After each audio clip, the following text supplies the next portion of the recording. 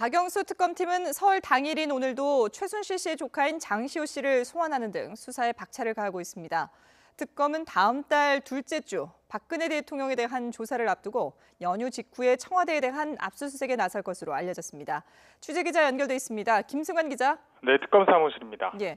당초에 특검이 오늘은 휴무라는 입장을 밝혔었는데 오후에 장시호 씨를 소환했다고요? 네, 그렇습니다. 설 당일인 오늘은 특검의 공식 휴무일로 정했는데요. 그래서 박영수 특검 등 핵심 관계자들도 오전에 모습을 드러내지 않았습니다. 하지만 오후 2시쯤 최순실 씨의 조카 장시호 씨를 어제에 이어서 다시 소환하면서 조사를 이어가고 있습니다. 박영수 특검과 일부 핵심 관계자들도 오후에 나와서 밀린 업무를 보면서 설을 보낼 것으로 보입니다. 특검은 늦어도 다음 달 10일 전까지 대통령 대면 조사가 필요하다는 뜻을 전달하고 현재 조사 시점을 조율하고 있습니다. 애초 2월 초 대면 조사가 유력했지만 청와대 압수수색 일정 등을 고려해 한 주 정도 늦춰질 전망입니다. 대면 조사에 앞서서 설 연휴 직후에 청와대에 대한 압수수색이 이뤄질 것으로 보이는데요. 이미 특검은 청와대 압수수색을 위한 법리 검토를 마쳤다는 점을 분명히 했습니다.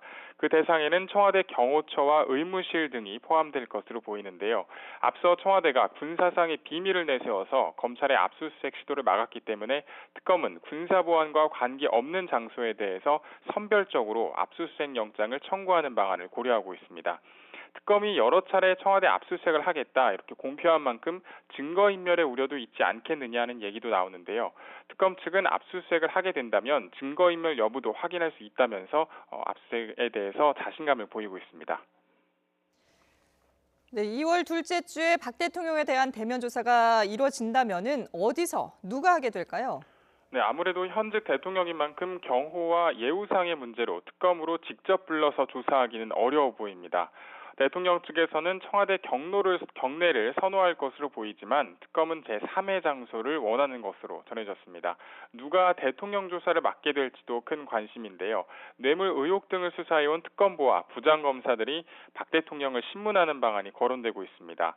또 대통령에 대한 예우 차원에서 박영수 특검이 직접 나설 가능성도 배제할 수 없는 상황입니다.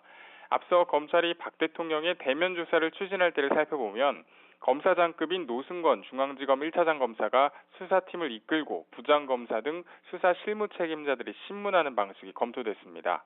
특검 출범 초기 박영수 특검이 대통령에 대한 조사는 완벽하게 준비를 마치고 되도록 한 차례에 끝나겠다고 공언했었죠.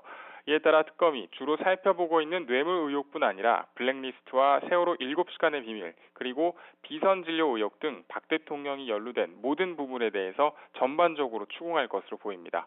지금까지 서울대치동 특검사무실에서 YTN 김승환입니다.